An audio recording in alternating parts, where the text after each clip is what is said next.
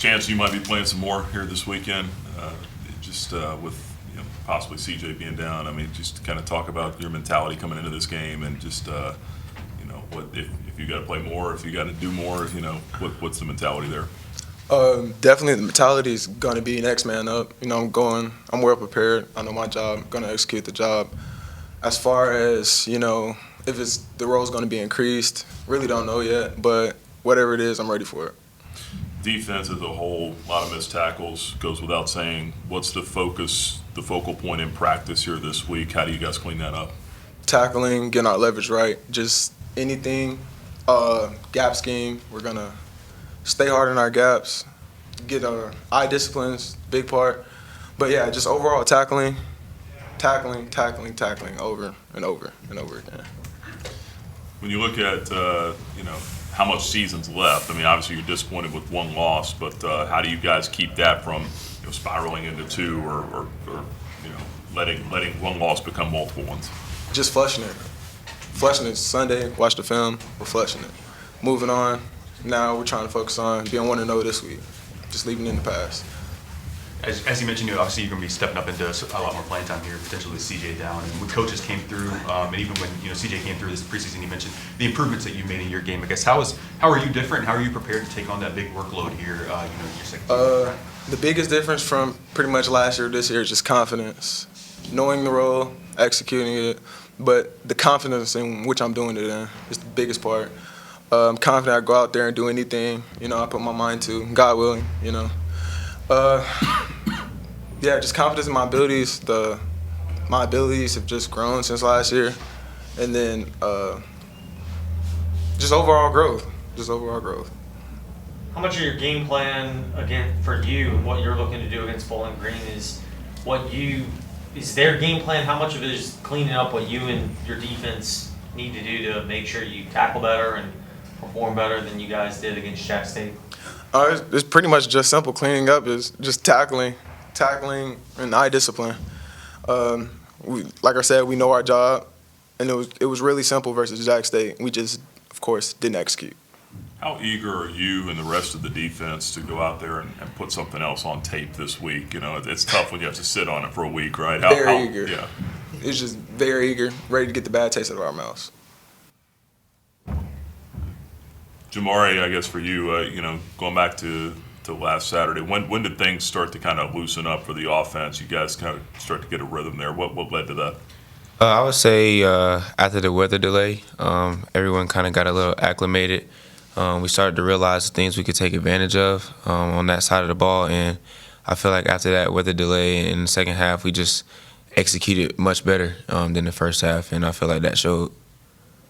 Jamari, there's a few miscues on the offense, whether it's turnovers, penalties at key moments. What are you guys focusing on this week to try to clean that up? Just not letting Liberty beat Liberty. We obviously feel like one of the best teams in the conference if we're just executing at a high level, which we know we can, and we have showed at spurts like we did in that second half. So just making sure we play a full, clean game and not, beating ourselves so we can, come out with the win.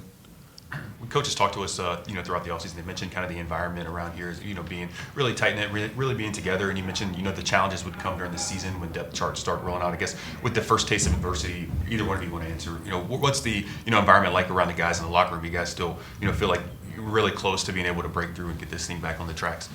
I would say there's no change. I feel like since I've been here in January, the coaches do a great job at, making sure we're bonding as a team, making sure we're gelling well. Like I said, since I've been here every single day. So, with the depth charts coming out or with us, losing a game that we feel like we lost ourselves, the locker room is still great. We're ready to go to work today and continue to strive and fight that adversity and, strike the stone like we said we will. For both of you guys, there's so many new faces with Bowling Green. You guys go up against that a lot, right? I mean, everybody changes, roster turnover. Do you find yourselves going back in games like this and looking at guys from their previous schools and seeing what they do well?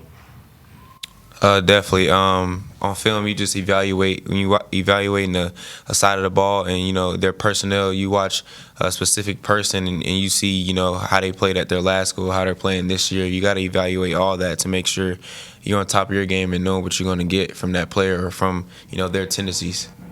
Brenton, how about you on the offensive side? Definitely on the offensive side, coming from the old school, they could have an old OC, like if we're talking like O-line wise, old OC, old scheme, pretty much what we're going to get, like he was saying, is different, from school to school. But as far as, sets where we're going to get what the OC likes to do, we definitely tend to go back and watch, to, be prepared, see everything we can get. But especially now we're going in week 3. Game 1, game 2 pretty much shows, what we're going to get. Brenton, looking at this week, Bowling Green, what are some things you've seen that kind of stick out that they do really well?